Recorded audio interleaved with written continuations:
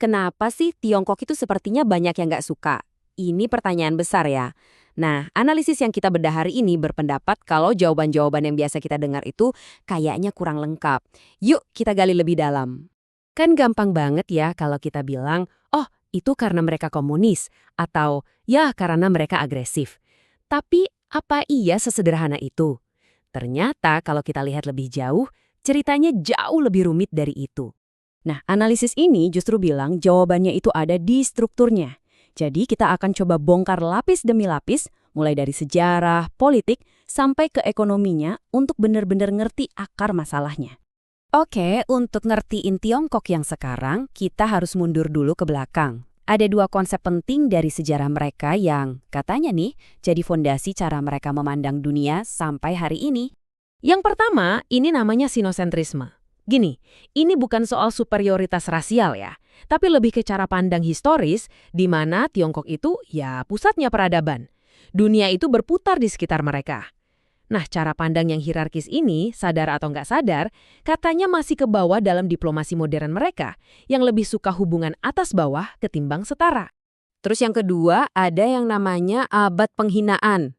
Ini periode kelam dalam sejarah mereka, di mana mereka merasa diinjak-injak sama kekuatan asing. Luka batinnya itu dalam banget. Jadi narasi kita nggak akan pernah lemah lagi, itu bukan cuma slogan kosong. Menurut analisis ini, itu jadi semacam motor penggerak di balik banyak kebijakan luar negeri mereka yang keras.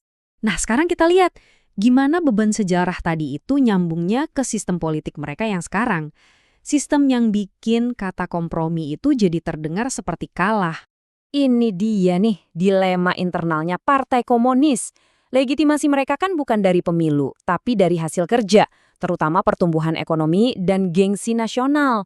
Jadi kalau mereka kompromi atau kelihatan lemah di panggung internasional, itu bisa dianggap gagal di mata rakyatnya sendiri.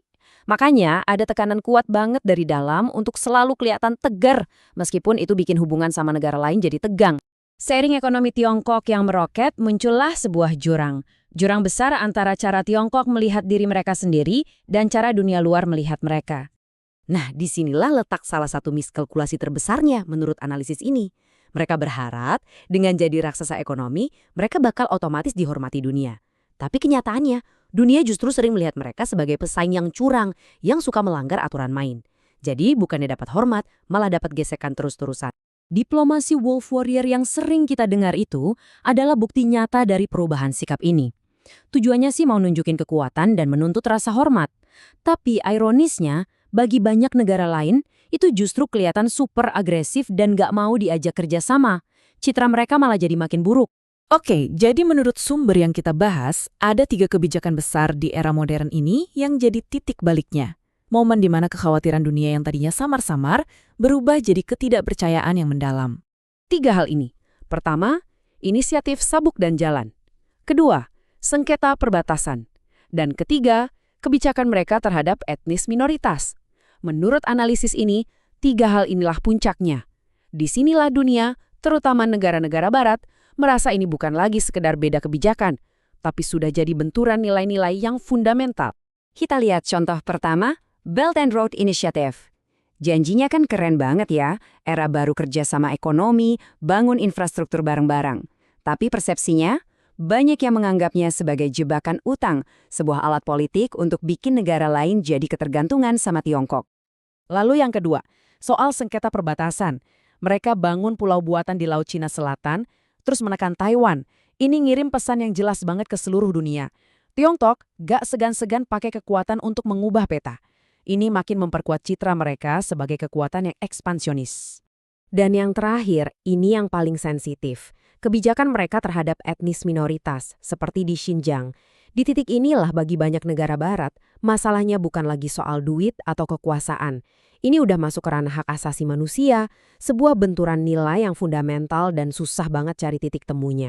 Oke, setelah kita bahas semua itu, ada satu hal yang penting banget untuk digarisbawahi dari analisis ini, yaitu kita harus bisa membedakan siapa sih sebenarnya yang nggak disukai ini. Poin utamanya adalah ini, rasa nggak suka itu ditujukan pada tindakan negaranya, pemerintahannya, bukan pada orang-orang Tiongkok secara individu, apalagi budayanya. Ini penting banget untuk dipahami. Karena faktanya, Di banyak negara, orang-orang Tiongkok itu dikenal sebagai pekerja keras, pintar, dan sangat dihargai. Jadi, isu utamanya sekali lagi adalah perilaku negara Tiongkok di panggung dunia. Analisis ini murni fokus ke sana. Jadi, kalau kita tarik benang merahnya dari sejarah, sistem politik, sampai strategi modern, semua itu mengarah pada satu kesimpulan besar yang sama. Kesimpulannya kira-kira begini, Tiongkok memang berhasil jadi negara adidaya. Tapi, menurut analisis ini, mereka menggunakan kekuatan itu sebelum mereka benar-benar belajar bagaimana cara bertindak selayaknya negara adidaya. Punya kekuatan besar, tapi belum punya kebijaksanaan untuk menggunakannya dengan baik. Dan analisis ini meninggalkan kita dengan satu pertanyaan besar yang cukup bikin mikir. Kalau semua ini adalah masalah struktural yang akarnya ada di dalam sejarah dan sistem politik mereka, dan struktur itu susah banget diubah, lantas apa yang akan terjadi selanjutnya? Nah, itu pertanyaan yang menarik untuk kita renungkan bersama.